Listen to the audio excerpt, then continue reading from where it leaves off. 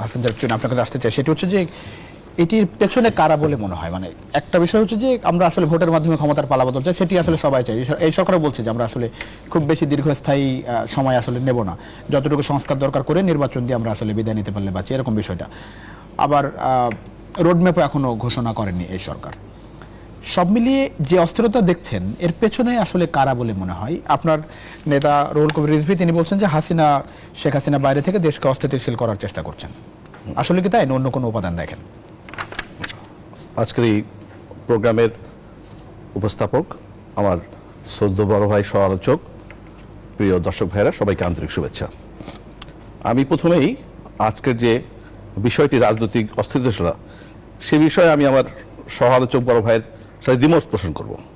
এটার সাথে আজকের যে পরিবেশ, এটার সাথে যায় না। আসলে রাজনৈতিক অস্থিতিশীলতা যায় না। এই চ্যানেলটি এই বিষয়ে কতবার আলোচনা করেছে।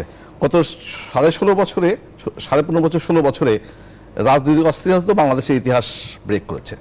এখন রাজনৈতিক কোনো অস্থিরতা দেশে নেই। আসলে এখন যেটা হচ্ছে, দীর্ঘদিন মানুষের পুঞ্জীভূত ক্ষোভ, আজকে সারা বাংলাদেশের সরকারি কর্মকর্তা কর্মচারীরা বঞ্চিত হয়েছে, সাধারণ মানুষ বঞ্চিত হয়েছে, যারা সাধারণ ব্যবসায়ী বঞ্চিত হয়েছে, মেধাবী ছাত্ররা চাকরি পায়নি, বিভিন্ন পোশাক শিল্প সহ বিভিন্ন জায়গায় তাদের ন্যায্য দাবি পূরণ করা হয়নি। সারা দেশে একটা এই বিগত সরকারের যে দমন নীতির কারণে সবাই মুখ খুলে কথা বলতে পারেনি। সেই কথা বলতে গিয়ে আজকে পোশাক খাত একটা অস্থিরতা সৃষ্টি হয়েছে, পাহাড়ি জনপথে অস্থিরতা সৃষ্টি হয়েছে, বিভিন্ন অফিস আদালতে অস্থিরতা সৃষ্টি হয়েছে। আর এই সরকার যেহেতু কোনো রাজনৈতিক সরকার নাই, সবাই মনে করেছে 15.5 বছরে বিগত সরকার আমাদের কোনো দাবি মানেনি। আমরা এই অল্প সময়ের মধ্যে সবাই দাবি নিয়ে এসেছে, রাস্তায় নেমে পড়েছে, আনসাররা নেমে পড়লো, সরকারি কর্মকর্তা কর্মচারী নেমে পড়লো, বিভিন্ন শ্রেণী পেশার মানুষ, রিক্সারা নেমে পড়লো। প্রতিদিন দেখা যাবে যে প্রধান উপদেষ্টা বাসভবনের কার্যালয়ের সামনে তারা এই যে একটা প্রশ্ন চলে আসে, সেটা হচ্ছে এগুলো কি আসলেই দাবি আদায়ের জন্য, নাকি সরকারকে বিব্রত করা, কিছু কিছু ক্ষেত্রে দাবি করা, যারা ফায়দা নেয়া? ঠিকই বলছেন, বঞ্চিতরা কিছু আছে, তার মধ্যে কিছু ষড়যন্ত্র আছে। পোশাক শিল্পে তো অবশ্যই পার্শ্ববর্তী দেশে আমাদের এখানে যারা আমাদের ট্রেডিং করি, যে আমরা পোশাক শিল্পে পৃথিবীর দ্বিতীয় অবস্থান আছে, সেই অবস্থান থেকে তারা এই পোশাক শিল্প থেকে তাদের দেশে নিয়ে যেতে চায়।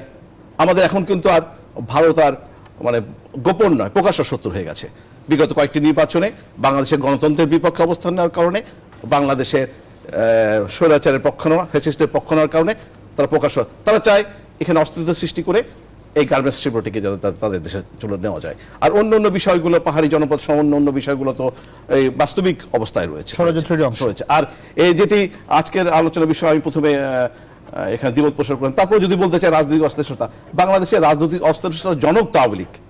স্বাধীনতার পরপরই ভাইরা তখন ছিল, আমরা তখন ছোট ছিলাম, তখন মনে করেন স্বাধীন সার্বভৌম বাংলাদেশে তাদের শেখ মুজিবের দলের তো কোনো নাই, জনপ্রিয়তার শেষ নাই।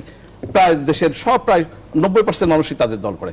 সকলে তো 73 নির্বাচনে তো আপনারা দেখেন সামান্য কয়েকটা সিট ছাড়তেও তারা দ্বিধাবোধ করেছে, তারা বাধা দিয়েছে। সবই তাদের চাই। আওয়ামী লীগের চরিত্রই হচ্ছে, যখন যেখানে থাকবে 100% তাদের হতে হবে। সব সিট চায়, এমপি চায়, মন্ত্রী চায়, টাকা চায়, পয়সা চায়, যা যায় সবকিছু তাদের লাগবে। তাদের সামান্যতম কোনো স্বার্থে আঘাত পড়লেই এখন তো আওয়ামী লীগ ক্ষমতাচ্যুত, এখন তো আওয়ামী লীগ নাই, তাহলে অস্থিতিশীলতা না, তাদের তো দোসররা রয়ে গেছে। এখানে দেখেন সচিবালয়ে অধিকাংশ সচিবরা তাদের রয়ে গেছে। বাংলাদেশের অনেক জায়গাতে কয়েকটা জায়গার পরিবর্তন করা হচ্ছে। 90% তা তো অস্থিতিশীল চেষ্টা করছেই। দেশের বাইরে শেখ হাসিনা প্রতিহিত স্বৈরাচার, সেখান থেকে আমরা টেলিফোন কথোপকথন শুনতে পাচ্ছি, নির্দেশ প্রদান করছে। এখানে যে অস্থিতিশীলতা তৈরি হচ্ছে, তার অন্যতম উদাহরণ কারণ প্রতিহিত স্বৈরাচার।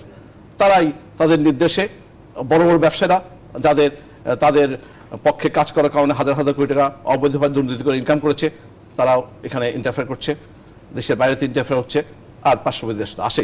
সব মিলে এই অস্থিরতা সৃষ্টি করে। রাজনৈতিক অস্থিরতা খুব একটি নেই, অন্য বিষয়ে অর্থনৈতিক অস্থিতিশীলতা। আজকে ব্যাংক টাকা দিতে পারছে না, পোশাক শিল্প, অন্য সমস্ত সেক্টরেই যে অস্থিতিশীলতা রয়েছে, এর পেছনে এই রয়েছে। এক্ষেত্রে বর্তমান সরকারকে এখনই দোষ দেওয়া যাবে না। মাত্র 2 মাসের মাথায় আমরা দোষ দিতে চাই না। আমরা দেখতে চাই কন্টিনিউয়াস তারা যদি এই বিষয়গুলো কন্ট্রোল না করতে হবে, তখন আমরা রাজনীতিবিদ না, আমি একটি দলের প্রতিনিধিত্ব করি, তাহলে জনগণের পক্ষ থেকে